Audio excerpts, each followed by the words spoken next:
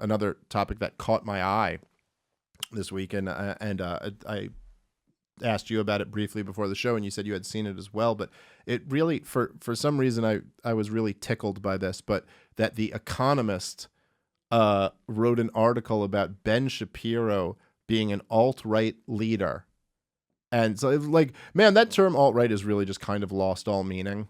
I don't even know who the fuck people are talking about half the time. I think the alt-right to me seems like it's really just become a left-wing boogeyman. Like that's their new term to throw at you if you have the wrong views about anything. I'm sure there's a bunch of left-wing people who, if they just listened to what I just said a minute ago, would be like, I'm alt-right. You know, like I don't even know what the fuck it means. Of course, if you ask some of the more hardcore alt-right people, I am simply a Jew. So it doesn't matter what my politics are. I think their basic philosophy of the alt-right is someone with traditionally conservative values, and because of their traditional conservative values, we can deduce that they must also be racist. Yeah, that seems like the left-wing definition of what the alt-right is, right? But what's so weird is that there are these like... But just he fucking walks around with the yarmulke. It's hard to be alt-right. Oh, it's fucking hilarious. It's like, it's like you get stuck in this paradox now where you're like, so how bad is the alt-right then? Like, how bad are these Nazis that let Jews in?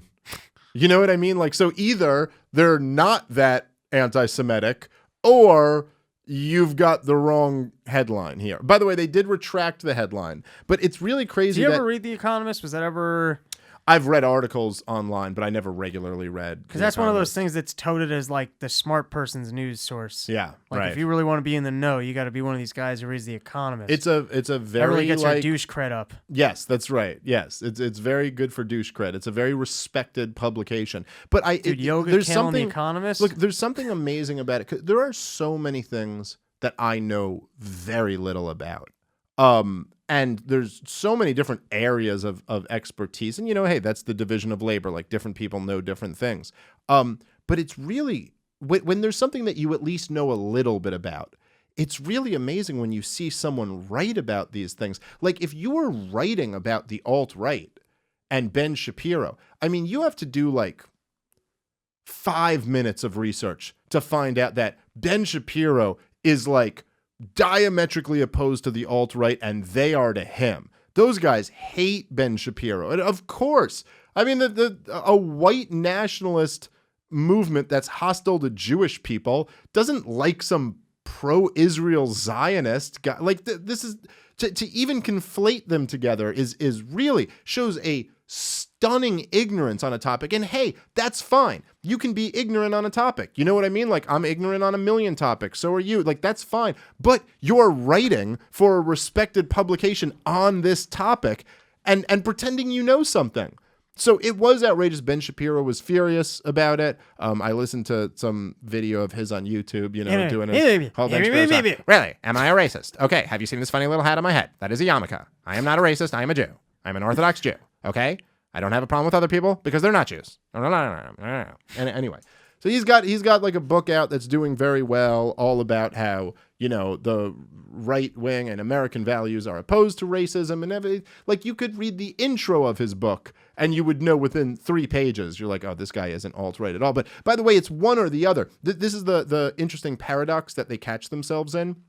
So it's like, either, like, you basically, what they want to say is that the alt-right is this really, really bad thing. They're basically Nazis. And then they want to lump everyone they can into this really, really bad group. But then you get to this point where you're like, this alt-right is this group of Nazis who welcomes in Jews. So, you know, they're not so bad. But like, it just gets to this point where it's like kind of weird. Like, you know, I remember someone saying to me at one point, and this was like back in 2016 when I had like some alt-right people who identify as alt-right people on the show. I had Christopher Cantwell on, I had Richard Spencer on the show, and people would be like, yeah, Dave, that's like all you libertarians are basically just alt-right people. You're all just basically secret Nazis. And I'd be like, so we're secret Nazis who want to respect everybody's natural rights?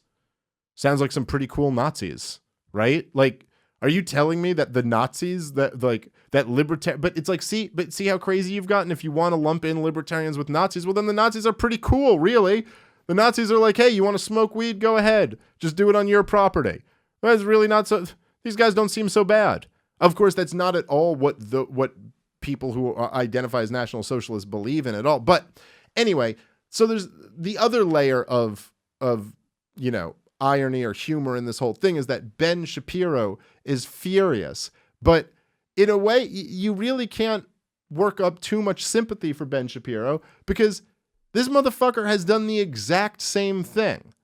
So Ben Shapiro put out a list. I think this was back in 2016. He put out a list of alt-right leaders, and he put Ron Paul on the list because he said that Ron Paul's anti-Zionism equates to anti-Semitism, so he's basically the same as the alt-right. So he put him on a list. So it's really hilarious just seeing it happen to Ben Shapiro and then him being like, you guys are fucking idiots. How could you equate me with this?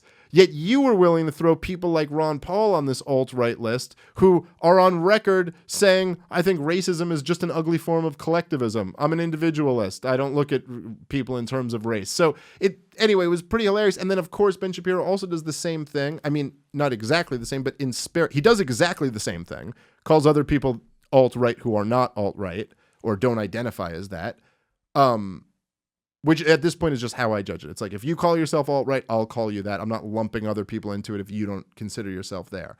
But not only that, not only does Ben Shapiro literally do that with calling other people alt-right, but he basically does the same thing in essence by calling other people anti-Semites if they fucking disagree with any of his fucking policies about, if you're like, hey, I'm not for Israel bombing the shit out of Gaza and killing lots of innocent people there, then you're an anti-Semite. If you don't think America should be funding Israel, then you're an anti-Semite. It's like, okay, so how is this any different than The Economist labeling you as something that you're not?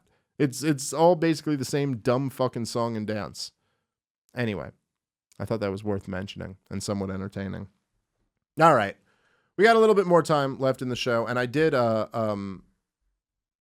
post to the part of the problem inner circle because I like to get some feedback. 12 minutes. 12 minutes left. I'm curious to know who's next guest. Do you have it lined up yet? It's between two people right now. I will announce on Monday. Can we hear who it's between? No. Oh, mysterious. Keeping it mysterious. But I'll let you know tomorrow because I don't know. Because if something falls out, I change it. So I don't want to put it out there. Yeah, you don't want to get all those angry complaints like when you were talking about bonus episodes and everyone's like, "Where the fuck's my bonus?" I get it. Manage expectations. Do a bonus episode every week now, so they're going to be in bonus episode debt to us. That's right. You guys owe me bonus episodes. Everyone who listens to this show. All right, here we go. Oh, let me go up to the top. Okay, Vashti. I hope I'm saying your name right. Writes, the two Americas. Do you really think we're on the verge of civil war? And then posted an opinion piece from the Wall Street Journal. Dude, by the way, let me just say before we get into this, and then I want to hear your point. But if you want to join the Part of the Problem Inner Circle, go to gasdigitalnetwork.com, use promo code POTP. You get a monthly discount. You also get to be in the Facebook private group, the Inner Circle. And something you had to add, Brian? Yeah, they have to put their exact Facebook name in the make sure you forums. Put your exact Facebook name in the Gas Digital Network forums, in the Part of the Problem forums after you sign in, and then you'll get added into the group. But anyway, please, if you can support the show, come over and be a supporting listener, and then you get also get access to our entire library on demand, over 420 something episodes that are up there, which are some really great stuff, if I do say so myself. Okay, so Rob, to you, are we on the verge of civil war? Now, Americans are too lazy, and we got too many creature covenants. People are sooner going to go, hey, you go do your thing, I'm going to go do my thing. The only way you end up in a civil war situation is if a conservative state goes, hey, we're seceding, and then the government actually goes, well, you can't, and we're going to send the army in. And I think that that's highly unlikely. Yeah, look. Here's just to kind of keep going. The country's going to break up when we finally default on the debt, and then everyone kind of has their out to be like, all right, well, we don't want to be a part of this because you guys are defaulting on debt or whatever. That's going to be the real storyline. Or we'll all go. I hope you're right. Or we'll all go the way of a even larger world government with an SDR currency. But look, hopefully that doesn't happen. I think all of these things are possibilities. I don't think we're on the verge of a civil war immediately. That being said, things can happen very quickly and unravel very quickly. Where we are, look, here's the thing, right? I'm a person who very much would like to see America break up into smaller countries. I'd like to see secession. I'd like to see us default on the debt and secede into different nations. I mean, honestly, I'd like to see us, become an anarcho-capitalist society, but I think the first step is going to be breaking up the federal government.